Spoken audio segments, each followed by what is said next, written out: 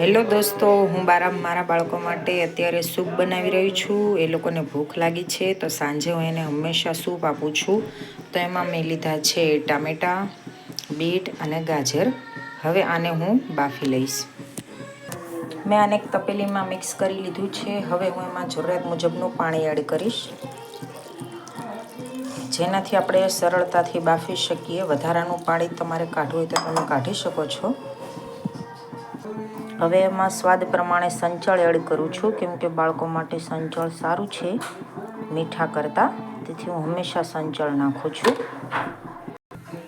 હવે મેં એને ગેસની ફ્લેમ પર મૂકી દીધું છે. ટામેટાં મેં મોટા સમાર્યા છે, જેથી એ બફાઈ જાય એટલે એની છાલ નીકાળી શકાય, જેથી મોઢામાં ના આવે. સરસ રીતે ઉકળવા લાગ્યું છે. જ્યારે ટામેટાની છાલ નીકળતી હોય એવું લાગે ત્યારે હું ફ્લેમ બંધ કરી દઈશ.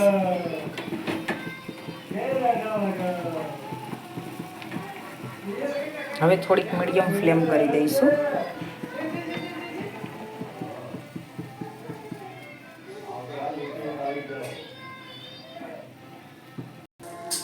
હવે આ સરસ રીતે બફાઈ ગયું છે, તો હવે હું ફ્લેમ બંધ કરી અને એને ઠંડુ થવા દઈશ. ઠંડુ થઈ જાય એટલે ટામેટાની છાલ કાઢી અને આપણે એને મિક્સર કરી લઈશું. હવે ટામેટાની છાલ કાઢી લઈશું. બફાઈ ગયા છે સરસ, એટલે આસાનીથી નીકળી જાય છે.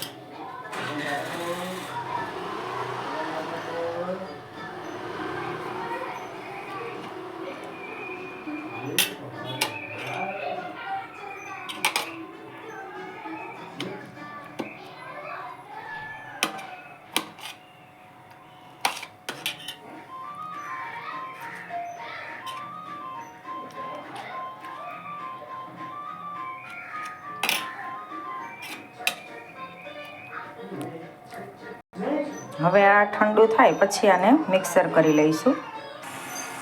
હવે આને મેં સરસ રીતે મિક્સર કરી દીધું છે, જેને હું એક બાઉલમાં કાઢી લઈશ અને વધારાનું જે પાણી છે એ જરૂરિયાત મુજબ આપણે એડ કરીશું. તો મિત્રો, તૈયાર છે મારો બીટ, ગાજર અને ટામેટાનો સૂપ. આ સૂપ મારા બાળકોને સ્વાદમાં કેવો લાગ્યો જાણવા માટે મારા આગળનો વિડીયો જુઓ.